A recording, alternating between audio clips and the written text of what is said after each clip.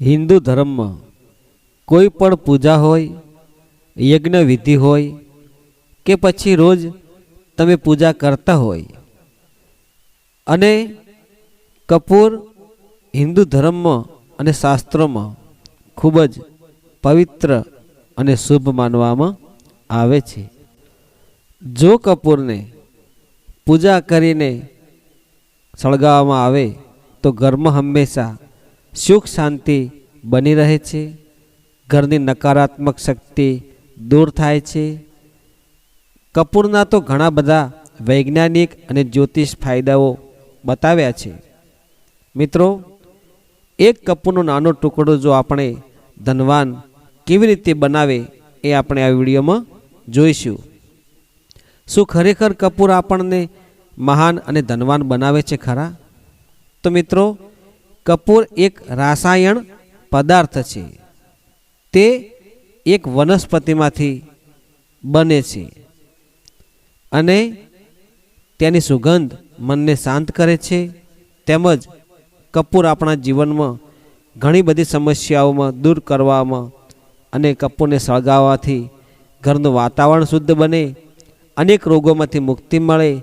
આજુબાજુનું વાતાવરણ સુગંધના કારણે વાતાવરણ પ્રફુલ્લિત અને ઘરમાંથી જે તમારામાં કંકાસ હોય, કજિયા હોય તો મન શાંત રહે અને કપૂરને બાળવાથી સકારાત્મક શક્તિ, ઉર્જા પેદા થાય છે.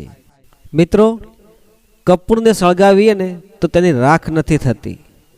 એટલા માટે જો તમે ઘરમાં પૂજા કર્યા બાદ કપૂરને સળગાવો તો કોઈ દિવસ લડાઈ ઝઘડા, ઘરમાં કંકાસ, સ્ત્રીઓના કે પુરુષના ઝઘડા થતા નથી, પરિવારના ઝઘડા થતા નથી અને ઘરમાં શાંતિનો માહોલ બની રહે છે.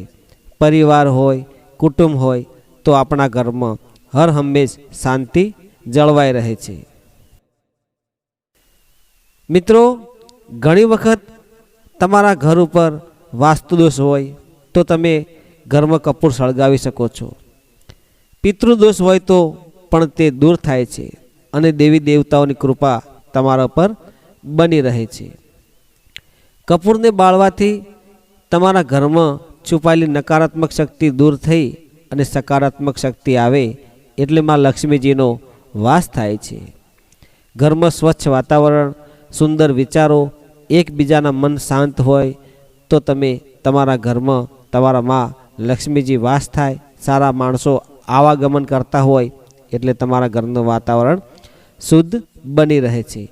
એટલા માટે ઘરની કોઈ પણ મહિલા હોય એમણે બાથરૂમમાં જો 2 ટુકડા કપૂરના મૂકી દે તો વાસ્તુ દોષમાંથી રાહત મળે છે અને કપૂરના ટુકડાઓ પીગળી જાય ત્યારે તે ઘરની સ્ત્રીઓ સવાર સાંજ પૂજા કરીને ત્યારબાદ તે કપૂરને તમે બાથરૂમમાં મૂકેલા હોય તેને પાણીમાં નાખીને તમારે સ્નાન કરી લેવાનું છે. તમારે કોઈ દિવસ કોઈ દુર્ઘટના નથી થતી, અકાળે મૃત્યુ ન થાય અને ઘરના લોકો ઉપરથી દૂષિત વાયુ સુરક્ષિત રહે છે. બાળકો પણ સુરક્ષિત રહે છે. અને કપૂર સળગાવવાથી તેમાં થોડું લવિંગ ભેળવીને જો ધૂપ કરો તો હનુમાન ચાલીસાનો પાઠ કરવામાં આવે તો ઘરના સ્વભાવમાં શાંત થવાય છે. બીજું મિત્રો કે જો ઘરની કોઈ પણ મહિલા હોય તે કપૂરને બાથરૂમમાં મૂકેલું હોય અને એ પાણીમાં નાખીને પુરુષ હોય કે સ્ત્રી હોય કે બાળકો હોય તેનું સ્નાન કરવું જોઈએ. આ સ્નાન તમારું ભાગ્ય ખોલી નાખે છે અને તમને ધનવાન બનવા માટે કોઈ પણ રોકી શકતું નથી.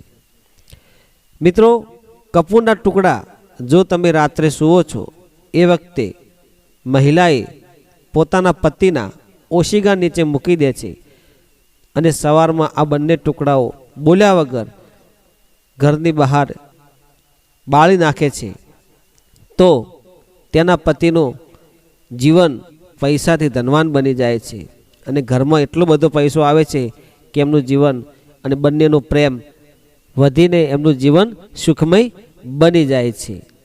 બીજું મિત્રો કે કોઈ પણ મહિલા હોય એમના વૈવાહિક જીવનમાં સુખી થવા માટે, બાળકોનો સુખી થવા માટે, એમને પરિવારને, કુટુંબને સારી રીતે જીવન જીવવા માટે જો કપૂરના આ ચમત્કાર ઉપાય કરી શકે છે, તે લેડીઝ, તે મહિલા, તેના ઘર ઉપર ક્યારેય કોઈ મુસીબત આવતી નથી અને માં લક્ષ્મીજીની કૃપા એમના ઉપર અમી દ્રષ્ટિ વરસતી રહે છે.